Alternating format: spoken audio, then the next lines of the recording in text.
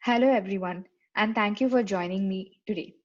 In this video, I will discuss a little bit about what is Algorand and introduce you to this awesome permissionless blockchain. Let's get started and try to understand what is the problem in the current blockchain ecosystem that this particular blockchain framework is set to solve. What is a permissionless blockchain? We all know that there are two types of blockchains. One is permissionless and one is permissioned, that is private blockchains. In a permissionless blockchain, anyone can come and create an account and perform the transactions. It can be thought of as a decentralized database, right? A database that can be read by all, written by all, and is immutable for all. That is, once the data is recorded onto the chain, nobody can change it easily. And that's a permissionless blockchain for you. Let's see what is the blockchain promise. The first time when blockchain was introduced in the form of Bitcoin and when Satoshi Nakamoto wrote his paper, his main objective was disintermediation. What is disintermediation? Disintermediation is the removal of unnecessary intermediaries who will charge a lot of transaction fees just for certain transactions that are being performed between two folks. The two folks who own the assets are transferring the assets or value to each other. But there are intermediaries who take advantage of the security system and charge a hefty transaction fee. That's how Bitcoin as a cryptocurrency was introduced to create disintermediation. Let's see what are the other three blockchain promises, right? The first one is immutability, of course. Immutability is one of the promises of blockchain wherein data on the chain cannot be changed easily. The second, especially in a permissionless blockchain, is transparency. There is transparency because there is a distributed ledger that is distributed amongst all the peers, and all the transactional updates are transparent and available to everyone who's a part of the network. The third, of course, is trust. We are creating trust by creating inbuilt algorithms on our blockchain framework. So let's talk a little bit about the blockchain trilemma. I mentioned in the beginning that I will talk about the problems in the blockchain ecosystem that Algorand is set to solve. So the blockchain trilemma is one of the most well-known problems that we see in today's blockchain application implementations. So what are the three features that you require from your application, right? The first one is to be able to scale your solution, right? If your solution is based on blockchain, you would like to scale your solution. The second one is to be able to have a layer of security from attacks on the blockchain. I'm sure all of us remember the DAO attack and the kind of panic that it created, right? The third and the most important and the core functionality of a blockchain application that it should be decentralized. Is your solution that you're building on top of a blockchain truly decentralized, or is it still being controlled by a set of centralized elements? Now, the trilemma states that in any solution that we build, we are only able to achieve two out of these three characteristics. That is, if we are able to achieve scalability and security, we have to compromise on the decentralization part and have some of the elements centralized. If we are able to achieve security and decentralization, then we may have to compromise on scalability. Our blockchain solution may not scale. If we are able to achieve both scalability and decentralization, then there might be issues with security. That is the blockchain trilemma. Now, this is where Algorand steps in to solve the trilemma. I'll talk a little bit further about how that happens. Before that, let's understand that what do you need to create a blockchain solution, right? There are two main things that we require in a blockchain solution or in a blockchain framework rather. The first one is the ability to create immutability. And the second one is, what is the mechanism to select the next block to be mined and added onto the blockchain? Now we know that immutability can be created by the underlying cryptographic principles using cryptographic hash. So the question remains, who will select the next block and what is the process? Well, there have been several approaches to choose the next block in a blockchain. The two approaches that have come out are proof of work and proof of stake. Let's take a closer look at what this means. A proof of work algorithm means to add each block to the chain, miners, entities known as miners, must compete to solve a difficult puzzle using their computer's processing power. This is what is happening in the underlying network in Bitcoin. Miners are using their processing power to derive a number, right? And then that particular number needs to match your hash, and that's when you get the permission to add the next block. Whereas in a proof of stake, it's not about the computing power. There is no competition, but it's all about how much stake you have in that particular framework. So as it is mentioned here, there is no competition as the block creator is chosen by an algorithm based on users' stake in the platform itself. So the simple idea over here is the more you believe in that particular platform, the more stake you have in that particular algorithm, the likelier you are to get a chance to choose the next block. In order to add a malicious block in proof of work, you would have to have a computer more powerful than 51% of the network. Because we all know that it's a distributed network and proof of work requires the miners to compete to solve a puzzle. And in order to add a malicious block, you need to manipulate 51% of the peers on the network about the authenticity of the block. Whereas in proof of stake, because it is based on the stake you have in that particular platform, in order to add a malicious block, you would have to own 51% of the cryptocurrency on the network, i.e., you will have to have 51% stake in that network. In proof of work, the first miner to solve the puzzle is given a reward for their work. Whereas in a proof of stake, there is no reward for making a block. So the block creator gets a transaction fee.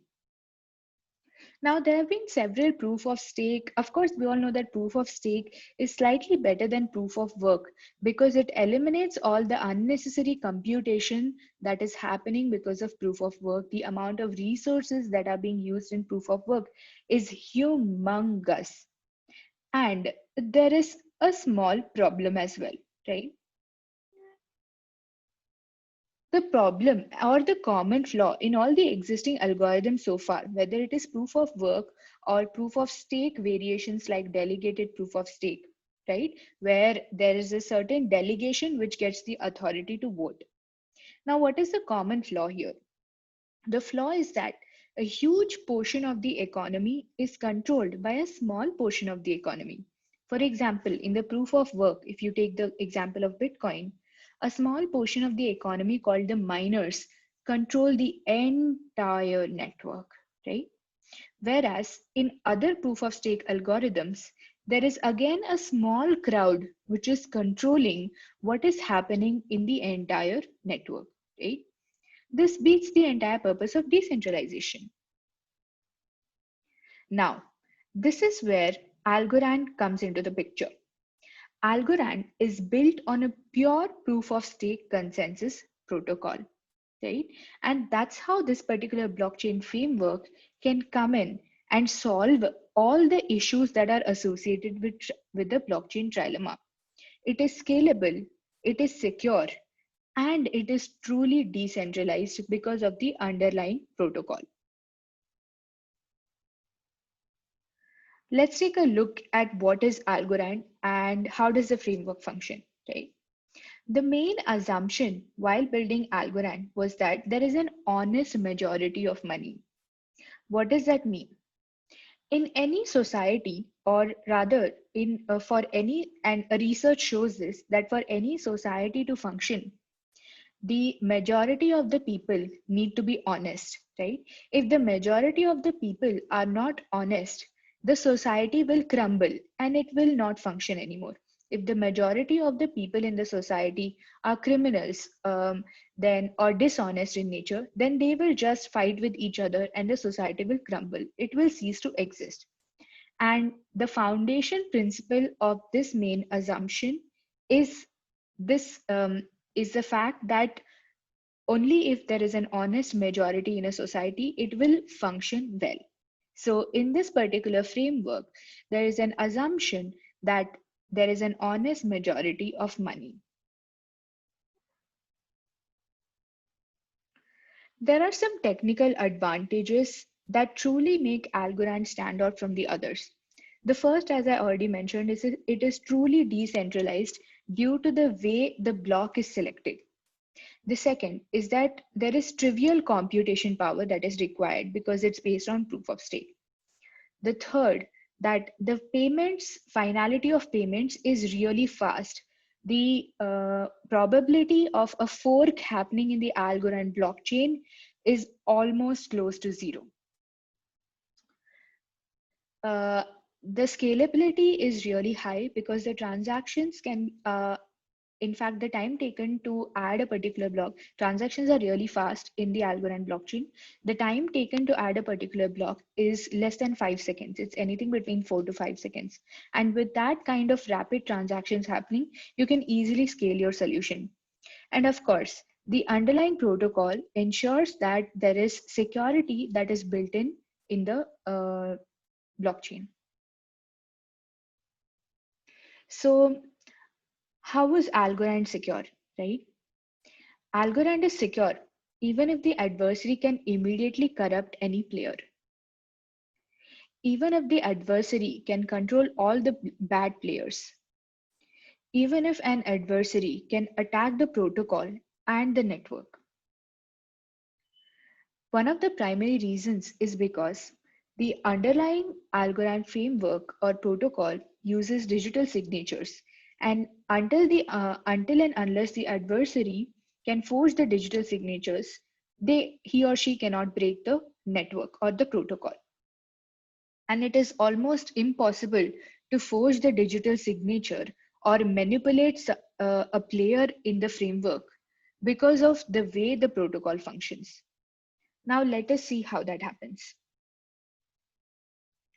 So I will talk about how the second question, right? How is the block selected in Algorand? So there are two phases. The first is the proposal phase. In the proposal phase, a random token is randomly selected amongst all the tokens. Here, the tokens refer to the tokens that have been put for staking by an Algorand user.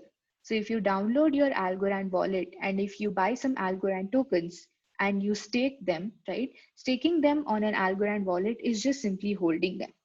So if you are staking your tokens for participating in this, then it's possible that your token could also be selected. So a token is randomly selected amongst all the tokens.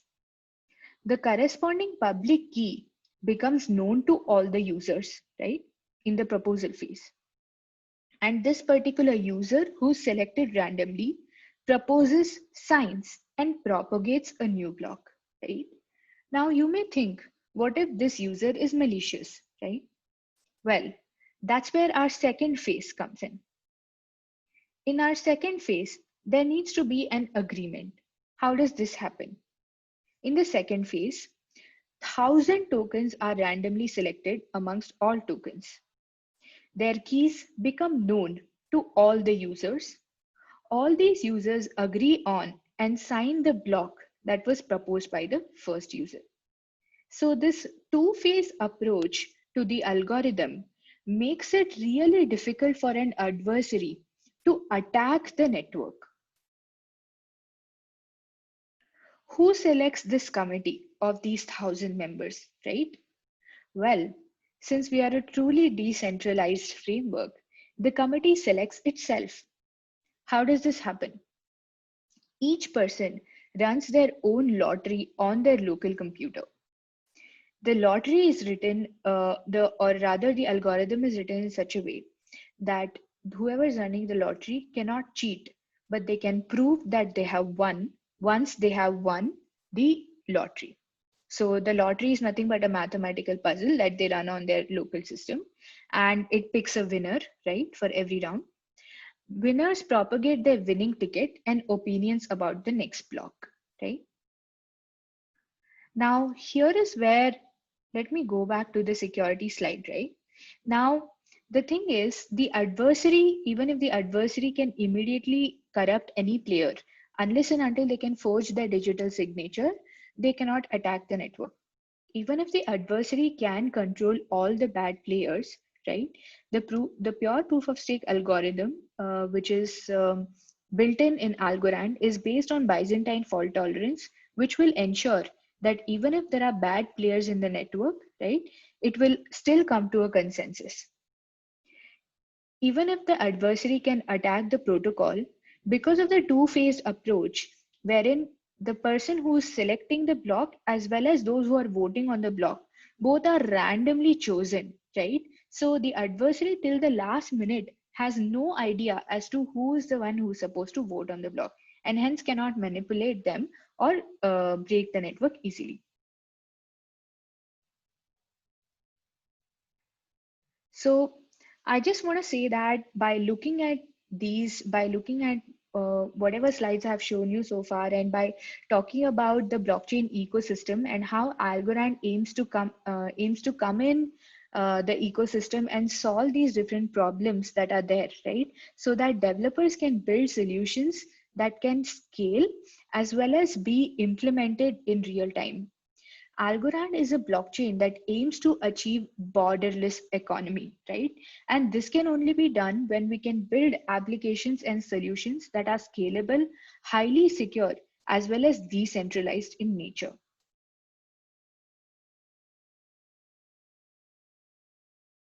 So I just want to end by saying that there are a lot of developer resources that are available to build on top of the Algorand blockchain framework. And I will slowly be building videos which will have coding tutorials as well as more information on the different concepts, rather technical concepts related to Algorand, which you can learn from and definitely leverage the availability of resources as well as grants that are there for developers to create innovative solutions on top of this innovative blockchain. Thank you everyone for joining me. See you soon in the next videos.